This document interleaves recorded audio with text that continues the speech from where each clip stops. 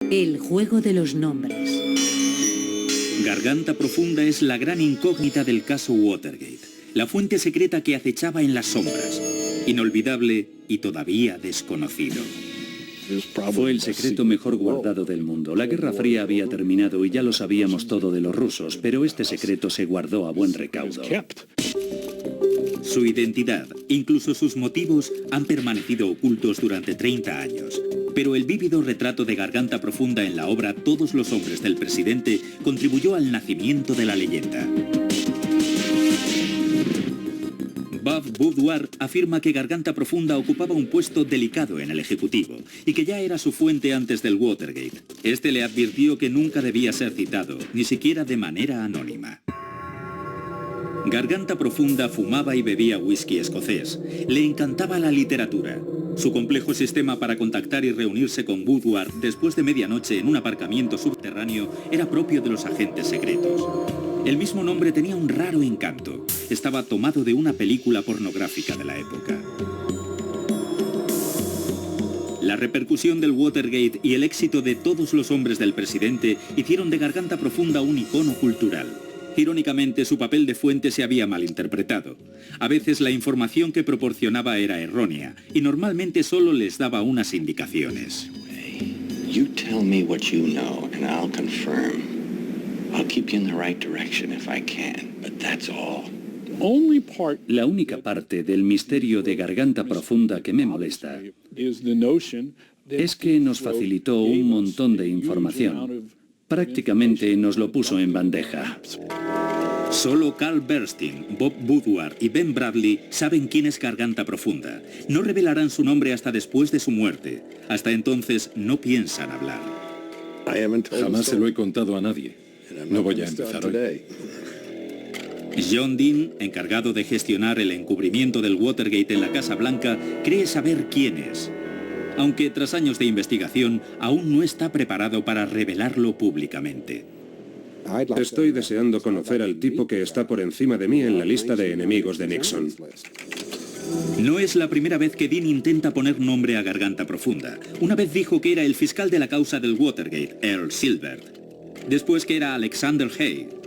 Pero insiste en que ya tiene el nombre correcto. Para los que tenemos algún conocimiento de quienes participaron e información de primera mano, es la clase de dato que no puedes pasar por alto.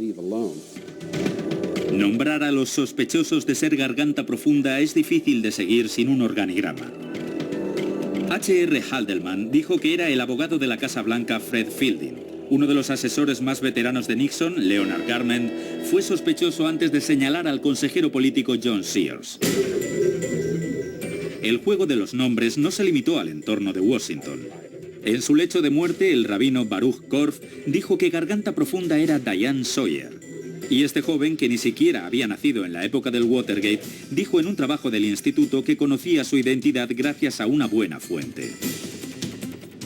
Cuando tenía 8 años fui a un campamento de verano con los hijos de Carl Bernstein.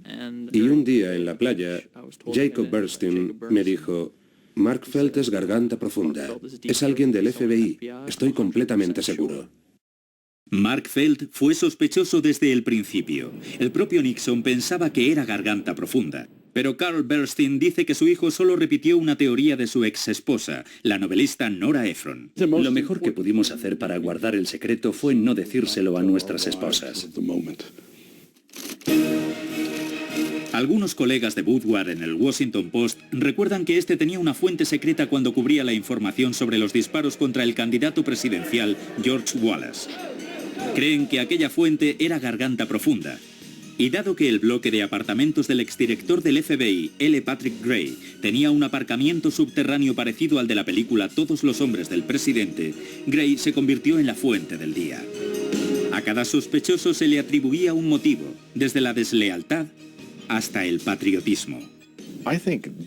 Creo que Garganta Profunda representaba el perfil contemporáneo del coraje político y temía que la Casa Blanca de Nixon terminara por arruinar los valores democráticos que son la base de nuestro sistema. Dado que Vietnam dominaba por completo la política antes del Watergate, la guerra pudo ser lo que motivó a Garganta Profunda para actuar así. Estoy convencido de que tenía que ver con la guerra. Había una gran desconfianza entre el ejército y la Casa Blanca de Nixon en relación con las negociaciones de la guerra de Vietnam. El jefe del Estado Mayor Conjunto colocó un espía en la Casa Blanca. El almirante Thomas Murer era el jefe del Estado Mayor Conjunto cuando estalló el Watergate y siempre ha negado haber espiado en la Casa Blanca. Pero la fuerza del argumento militar y la casualidad de que Woodward y el almirante se hubieran conocido en la Armada le hacían candidato a ser Garganta Profunda. Fuera quien fuera, Garganta Profunda estaba vinculado al mundo del poder de Washington. Sabía cómo se respiraba en la Casa Blanca. Por eso muchos aseguran que debió de ser un miembro del personal de la Casa Blanca preocupado por el Watergate. Alguien como David Gergen. David Gergen encaja a la perfección en el personaje. Era licenciado por Yale, igual que Woodward, por lo que existía la posibilidad de un contacto personal entre ellos. Encaja tanto en el perfil político como en el de la personalidad. Por sólidos que fueran los argumentos sobre los sospechosos, la búsqueda de Garganta Profunda nunca ha dado ningún momento Perry Mason. Nada de dramáticas confesiones, solo una negativa tras otra. Yo no soy Garganta Profunda. Me ofrecieron muchísimo dinero, como a otros, cuando me fui de la Casa Blanca para que escribiera la historia de Garganta Profunda. Y yo les dije, escribiré una sátira si lo desean, pero yo no soy su hombre. Después de 30 años de suposiciones, el historiador Richard Reeves afirma que es un secreto demasiado bueno para ser verdad y que quizá Garganta Profunda sea una combinación de varias fuentes. Hasta que el tipo no salga en el programa de Jay Leno diciendo yo soy Garganta Profunda, no me lo creeré. Es imposible que de haber existido esa persona no haya salido ya a la superficie. Pero Woodward y Bernstein insisten en lo contrario. Todos los hombres del presidente es absolutamente precisa, tan precisa como supimos hacerla. Las fuentes son las identificadas y la realización fue meticulosa. Las investigaciones serias siempre se han basado en la precisión de los datos para desenmascarar a Garganta Profunda. Pero ahora la búsqueda tiene otra dimensión. El poder de la tecnología informática y los descubrimientos de la psicología forense.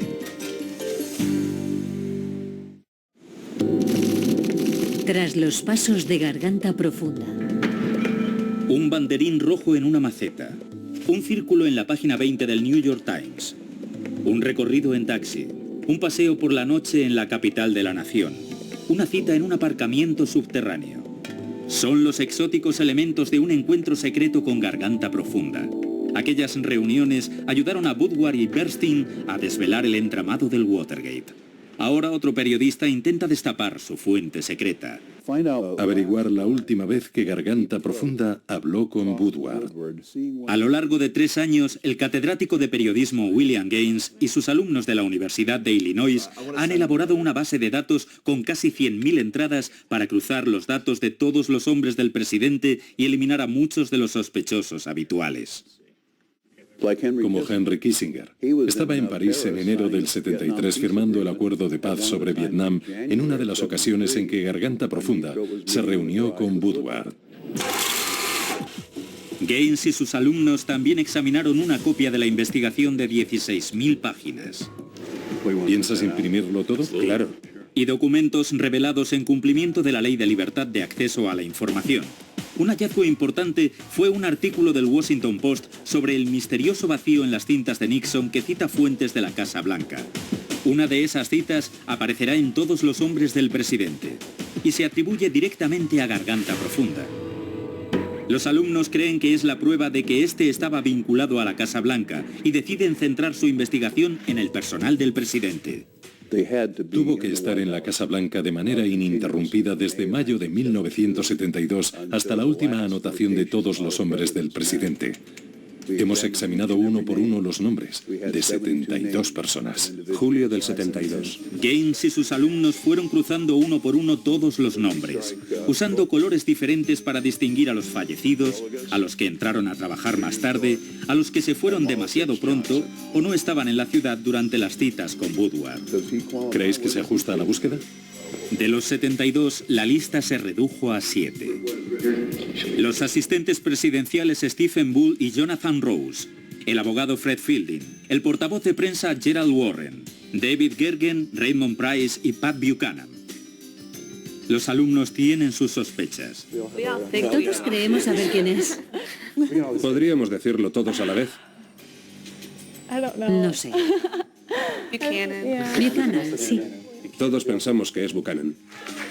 Pat Buchanan, que había sido destacado candidato a presidente, tenía fama de ser un fiel defensor de Nixon. Pero es inconformista, impredecible. Los estudiantes afirman que encaja en el perfil de todos los hombres del presidente y que estaba en posición de saber lo que Garganta Profunda contaba. ¿Sus motivos? Según los estudiantes, su desilusión por la política del presidente Nixon hacia China. No creo que debamos... Los estudiantes lo tienen claro, pero su profesor aún no está listo para nombrar a uno de los 7 de la Casa Blanca. Esto es lo siguiente. Para Gaines, saber exactamente cuándo dispuso cada uno de los asistentes de la Casa Blanca de la información que recibió Woodward ha resultado una tarea descomunal. Precisamente por eso John Dean, según él responsable del encubrimiento del Watergate, cree tener información privilegiada para nombrar a Garganta Profunda. Yo conocía la investigación. Sabía quién estaba en la Casa Blanca, en el Comité de Reelección, en el FBI, en el Departamento de Justicia. Sabía lo que ellos sabían. John Dean lleva más de 20 años tras la pista y se ha interesado en William Gaines y su investigación. Seguíamos vías paralelas. Han hecho un trabajo magnífico. Lo han limitado a un grupo muy reducido. Pero John Dean y los estudiantes consiguieron acceder a algunas fuentes secretas y consiguieron una copia del borrador de todos los hombres del presidente con anotaciones en los márgenes.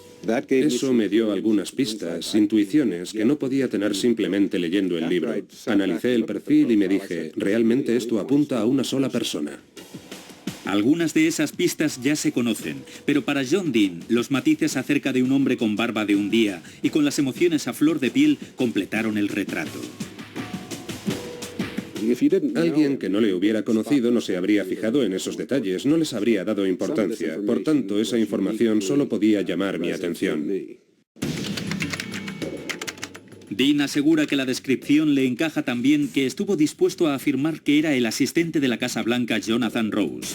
Pero Rose lo negó y sostuvo que nunca había tenido una conversación con Woodward y llegó a amenazar con emprender acciones judiciales. Dean afirma que ahora dispone de una fuente que le ha confirmado que Rose no era Garganta Profunda. John Dean o William Gaines basan sus pesquisas en que Woodward y Bernstein dicen la verdad, pero hemos pedido que se sume a nuestra búsqueda a alguien que se niega a partir de esas suposiciones. Roger DePue, ex jefe de la Unidad de Ciencias del Comportamiento del FBI, es uno de los expertos en perfiles criminológicos más reputados del país. DePue estudió las pistas de todos los hombres del presidente aplicando técnicas de psicología forense para establecer un perfil de Garganta Profunda. Hay una cantidad considerable de material. Se documentaron 9 reuniones cara a cara. Analizamos los elementos psicológicos, técnicos y operativos. Woodward y Garganta Profunda llegaron a extremos increíbles para evitar que los siguieran. Woodward salía por la escalera trasera, tomaba un taxi y después llegaba caminando al aparcamiento. Pero Garganta Profunda iba directamente al apartamento de Woodward para comprobar la señal de la reunión. Para DePue existe un curioso contraste entre la precaución extrema de uno y el riesgo al que se exponía el otro. La historia queda muy bonita, pero operativamente no cuela. No podía ocurrir así. Sería demasiado torpe. DePue descartó las descripciones de Garganta Profunda y se centró en algo que por su formación en psicolingüística creía más fiable: las propias declaraciones de Garganta Profunda citadas por Woodward en el libro. Palabra por palabra. Cuando Garganta Profunda dice que el director del FBI, Patrick Gray, va a la Casa Blanca, en lugar de decir vino a la Casa Blanca, demuestra que Garganta Profunda no trabajaba allí. No puedes construir una teoría a partir de un solo elemento. Esas son las típicas manifestaciones del subconsciente en el habla. DePue buscaba un significado a cada frase.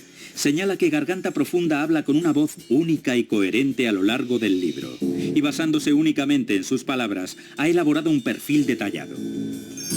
Afirma que Garganta Profunda tiene unos 55 años y que es un hombre serio y rígido, culto pero no aristocrático. Y lo más importante, cree que no trabajaba en la Casa Blanca, pero pertenecía a esa comunidad de investigadores que DePue conoce bien. Es muy probable que trabajara para el FBI. Y tenía que ser alguien que ocupara un puesto lo bastante importante como para tener acceso a esta información. Y que además mostrara la clase de sentimientos que Garganta Profunda expresa aquí. Depew dice que Garganta Profunda expresa ira y resentimiento.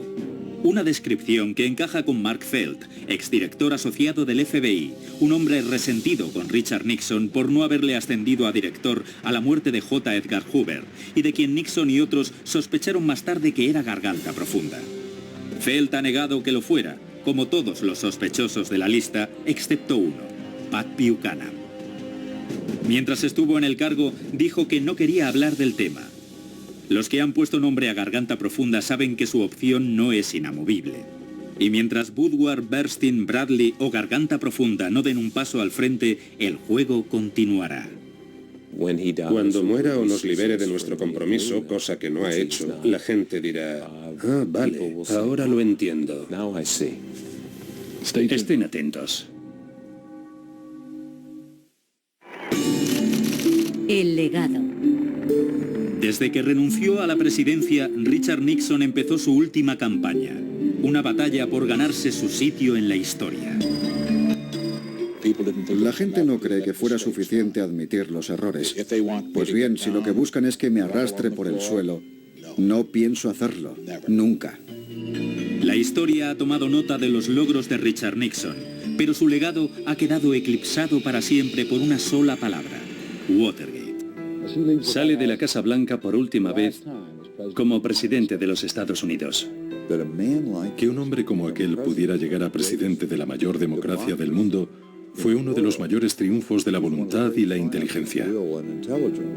Y luego, al llegar ahí, que pusiera semejante empeño en destruirse. Es una historia extraordinaria, y dado que Shakespeare no estaba ahí para contarla, yo lo he intentado.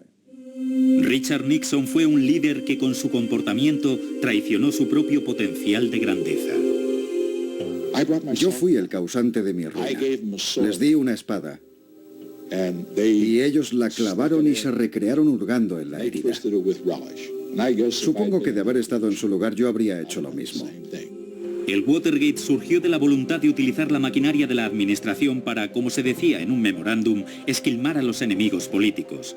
Y el presidente tenía una larga lista de enemigos que habría servido para saber quién era quién en Estados Unidos. Estaba obsesionado con sus enemigos, obsesionado con ajustar cuentas, obsesionado con la venganza. Preservar, proteger y defender la Constitución. Nixon prometió defender el orden público, pero lo que trajo fueron allanamientos, escuchas, falsificaciones, fondos para sobornos, perjurio y obstrucción de la justicia.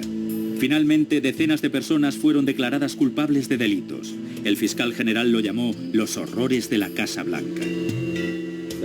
Quien está arriba del todo debe asumir la responsabilidad. Por tanto, esa responsabilidad recae aquí, en este despacho. La asumo. A los que son demasiado jóvenes para recordarlo, tal vez les suene a prehistoria, pero aunque ya han pasado 30 años, el caso Watergate está enraizado en nuestra cultura. El legado del Watergate es una sombra. Es como un cuchillo clavado en el corazón de todos los presidentes posteriores a Nixon. Para los historiadores fue un abuso de poder que hizo que se tambalearan los mismos cimientos de la democracia estadounidense. No fue un robo de tercera. Fue una verdadera fractura del sistema de controles y contrapesos que hacía de Estados Unidos un gran país. Pero al final el sistema funcionó. La democracia prevaleció y Nixon se convirtió en el único presidente de la historia de Estados Unidos que ha presentado su renuncia. Le obligó a dimitir. Mucha gente fue a la cárcel. Se pagó un precio. Al final el sistema legal funcionó. Y creo que es muy importante que la siguiente generación se dé cuenta. Después del Watergate, los estadounidenses se consideraron con derecho a exigir responsabilidades al gobierno. Y toda una generación se sumó a las filas de aquellos periodistas que ayudaron a transformar el periodismo en Estados Unidos. La gente piensa que soy un liberal, pero aunque hubiera sido un comunista budista con 3 ojos, habría ido tras esa historia. Soy periodista y me interesaba descubrir la verdad. Pero el legado más duradero del caso Watergate es la opinión que tienen los estadounidenses de su gobierno. Los tiempos en que se idolatraba al presidente han dado paso a una visión cínica del gobierno. Para la mayoría de los que maduraron en la década de los 70, el Watergate fue el acontecimiento político del siglo. Antes, 2/3 de la población confiaban en Washington. Después del Watergate, 2/3 de la población desconfían de Washington.